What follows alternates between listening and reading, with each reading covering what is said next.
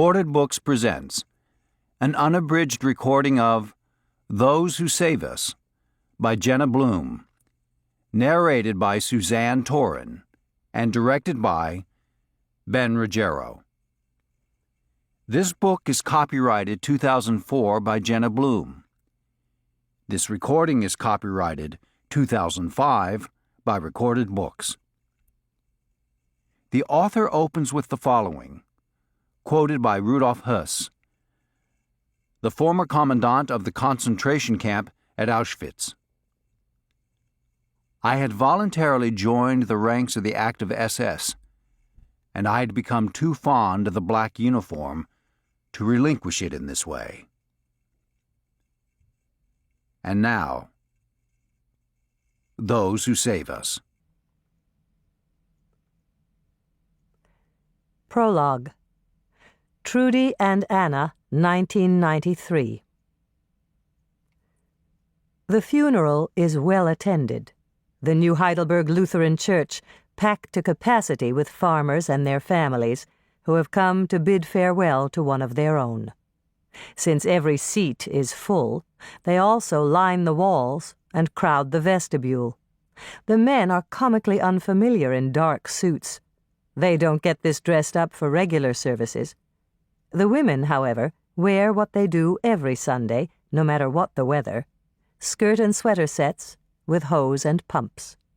Their parkas, which are puffy and incongruous and signify the imminent return to life's practicalities, are their sole concession to the cold. And it is cold. December in Minnesota is a bad time to have to bury a loved one, Trudy Swenson thinks. In fact, it is quite impossible. The topsoil is frozen 3 feet down, and her father will have to be housed in a refrigeration unit in the county morgue until the earth thaws enough to receive him. Trudy tries to steer her mind away from how Jack will look after several months in storage. She makes an attempt to instead concentrate on the eulogy. But she must be suffering the disjointed cognition of the bereaved, for her thoughts have assumed a willful life of their own. They circle above her in the nave, presenting her with an aerial view of the church and its inhabitants. Trudy herself, sitting very upright in the front row next to her mother, Anna. The minister droning on about a man who, from his description, could be any fellow here. The deceased, looking dead in his casket. The rest of the town seated behind Trudy, staring at the back of her head.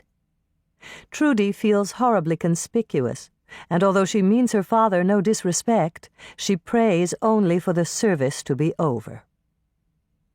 Then it is, and the congregation rumbles to its feet and stands in expectation. Trudy realizes that they are waiting for her and Anna to depart the church ahead of everyone else, as is proper. She pauses to mumble a final goodbye to Jack. Then she takes Anna's elbow to help her from the pew. Anna allows Trudy to guide her past the ranks of impassive faces, but once they are outside, she folds her arms to her sides and forges on alone. The two women take tiny, cautious steps over the ice to Trudy's car. Trudy starts the ignition and sits shivering, waiting for the engine to warm up. The interior of the Civic won't be comfortable until they have reached their destination, the farmhouse 6 miles north of here. The Arctic air is like shards of glass in the lungs. It shakes Trudy to the bones until they threaten to snap. "Well, I thought that was a nice service," she says to Anna.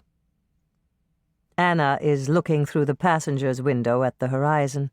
The Lutheran Church is built on the highest ridge in New Heidelberg, all the better to be close to God. From this vantage point in the summer, the countryside below is a dreaming checkerboard over which it seems that one could, with a running start, spread one's arms and fly. Now it is a sullen and unbroken white.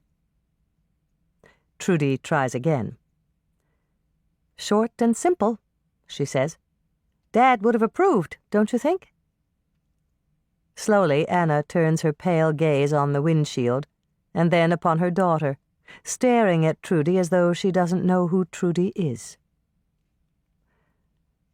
"We must get to the house," she replies. "I must set out the food. The people will be coming soon enough." This is true. All around them, the new Heidelbergers are already climbing into their trucks and minivans. After a brief and respectful intermission, to let the family members refresh their public faces, the townsfolk will descend upon the farmhouse, bearing casseroles and condolences. Trudy shifts into gear and accelerates out of the lot, noting Anna's hands and feet jerk up just a little at the unaccustomed speed. Although Anna has lived nearly 50 years in this remote rural area, where people think nothing of traveling half an hour to buy groceries, she has never learned to drive. She turns back to her window to watch the fields as they blur past. To Trudy, who abandoned New Heidelberg for the Twin Cities as soon as she finished high school 35 years earlier, this landscape is a study in monotony, as bleak and inhospitable as the steppes of Siberia. Snow and mud, gray sky, line after line of barbed wire fencing swooping along the two-lane road. Silos and trailers. Even the cows are nowhere to be seen. It is early yet, 3 o'clock, but night comes quickly in this part of the country. It will be full dark in an hour. The knowledge of this, and how she will spend that time, makes Trudy feel desperate to be in her own kitchen, her study, in her classroom lecturing disenchanted students, anywhere but here. She suddenly decides she will return to Minneapolis sooner than planned, perhaps tomorrow morning. For one of the odd things about death, Trudy has discovered, is that in its wake one must go about business as usual. It seems heartless and wrong, but now that the rituals of mourning have been attended to, the sole task left to Trudy is to try and comprehend the enormity of this sudden change. And this she might as well do in the comfort of her home, rather than sitting in silence with Anna. First, however, there is the reception to be endured, so Trudy pulls into the farmhouse drive. As they pass through the windbreak of pines, fingers of sun pierce through the clouds, transforming the spindrift. To keep listening to this audiobook, I've left you a link in the description so you can do it, at no cost thanks to Audible's 30-day free trial.